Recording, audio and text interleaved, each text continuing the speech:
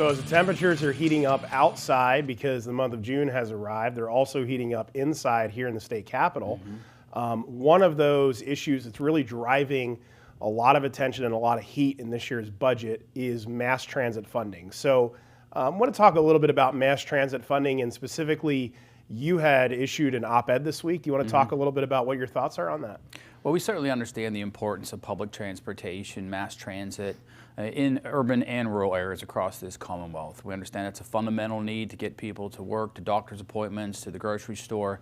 However, we don't feel the government should be subsidizing mass transit to the point that it is. In the 2013-2014 fiscal year, mass transit was funded to about $785 million. Now, they've been saying that there has not been an increase in mass transit public transportation funding in those 10 years. However, that funding is based off a percentage of the sales and use tax. So as we've seen the sales and use tax increase over the past 10 years, we have obviously seen their funding increase. So in the last fiscal year, mass transit in Pennsylvania received more than $1.2 billion, a 54% increase over the past 10 years. So for the administration to say we have an increased funding for mass transit and public transportation is simply untrue. $1.2 billion last year. And the question is, where is that funding going at a time when we have seen ridership decrease? Now, there was obviously impacts from COVID, but even to this point, we haven't seen the ridership return to where it was pre-COVID. So the question is, where are public funds going? Where are the tax dollars going? $1.2 billion should concern everyone at a time when ridership is down. So I think before we even begin to have a discussion on increasing those funds for mass transit and public transportation, we need to understand how those funds are being utilized. Are they being utilized in the most efficient and effective manner?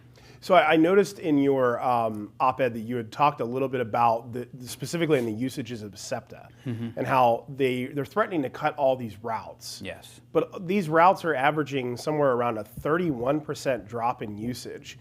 So would it make sense to you, rather than just threatening to, we're going to stop all of these bus routes, we're going to close that, wouldn't it make sense to come at it with a more rational program to kind of right size and maybe see if we can scale back some areas, increase others, Yes. Kind of study the whole process? Absolutely. I think we definitely need to right-size public transportation, mass transit. You don't need to send a full-size bus, to pick up 2 or 3 people.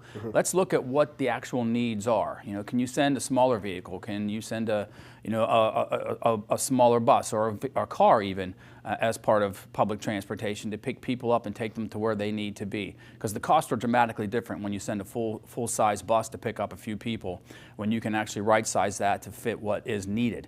That's why I introduced House Resolution 68 that would study mass transit, rural transit across this Commonwealth, a comprehensive study to find solutions. What really are the needs out there? What can we do to meet the needs of the public, to get them to where they need to be without overburdening all Pennsylvania taxpayers, which essentially is what we've been doing for the past 10 years.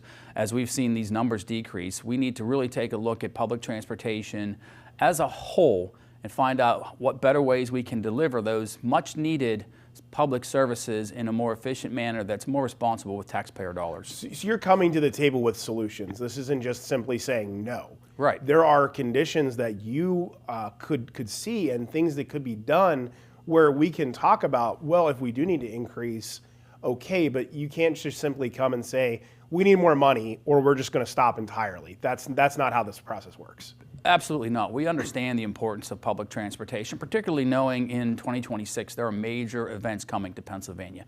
And we want to make sure that we shine through those events so that the world can see what a great place Pennsylvania is to live and work and raise a family. But we want to do it in the right way, in the most efficient way. Because as we all know, we are facing a deficit when it comes to revenues versus expenditures, particularly in this current budget cycle.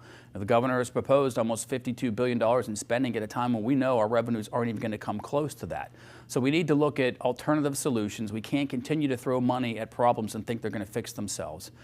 Leader Topper has introduced a bill that would do a public-private partnership for mass transit, and we think that that might be one viable solution. I think there has to be another way to do it, and we've not heard much from these public transportation entities, particularly in the Philadelphia area, on what they're doing to solve their own problems other than threats to shut down bus lines. There has to be a better way to do it, in a more efficient manner, again, to be responsible with taxpayer dollars, because $1.2 billion last year is a lot of money for a problem that doesn't seem to be getting any better. Sure, and I think there's always that, why can't government operate more like a business? And at mass transit, we've all kind of come to the understanding that mass transit doesn't necessarily operate like a business. Right. There's always going to be issues where, maybe it's important that government funds certain areas of this because of the overall benefits that it provides. However, that doesn't mean that we have to treat this just like it's an entitlement program, right? Right. There are creative solutions like public-private partnerships where the public entity is working with a private industry to come in and make this thing work a little bit better. And hopefully we can get some traction on that. And so you're actually, again, coming to the table with solutions, not just saying no. No, absolutely. Again, we understand the importance of public transportation in both the rural and urban areas, particularly in my area, in Indiana County. A lot of people can't afford a vehicle, yet they still need to get to where they need to be to work, for doctor's appointments, whatever the case may be, and they may live in a rural area. And to send a full-size bus out to bring them to an urban area isn't efficient. It doesn't make sense, right? And so we need to look at other ways to deliver those necessary transportation avenues without overburdening the taxpayers as we are currently. Great. Well, thank you again for spending some time on the Struzzi Scoop with us here and putting a little bit of perspective on what we can do to help the mass transit problem.